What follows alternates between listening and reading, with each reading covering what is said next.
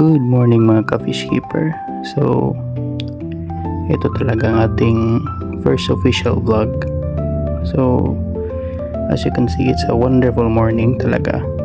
Then, ating gagawin ngayon is ilagay natin si Spartan doon sa bagong 15 gallon tank, grooming tank nga.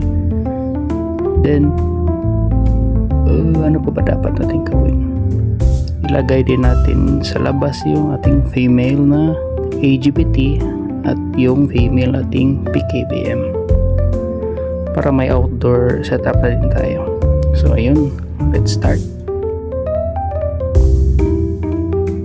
So dito sa video, nag-acclimate muna tayo kay Spartan para hindi siya water shock sa ating bagong grooming tank.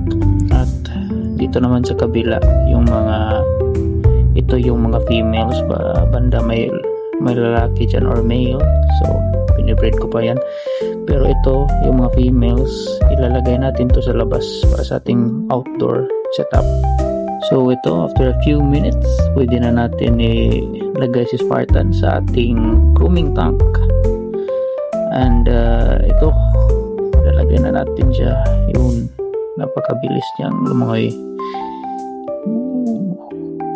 Yan, napakapogi ng ating Spartan. So ito siya, bali binili ko lang yan, pero tayo din ang mag sa groom yan, ano ba tawag yan, continue.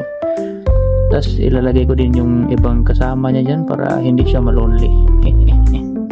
So yun, nilagay na natin yung mga kasama ni Spartan.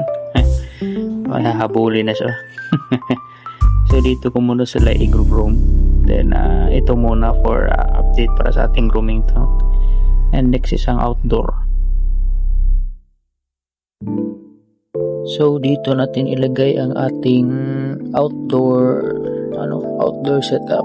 So maliit lang siya. At medyo madumi kasi ay alaga kasi tayong little doggy.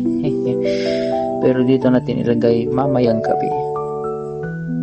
So ito, nakabili na tayo ng water lettuce para sa ating setup mamaya.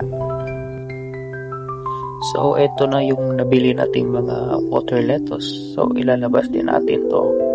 Then ayun, ilalabas na natin. At dito muna to. Medyo nagkabihan tayo, pero okay lang.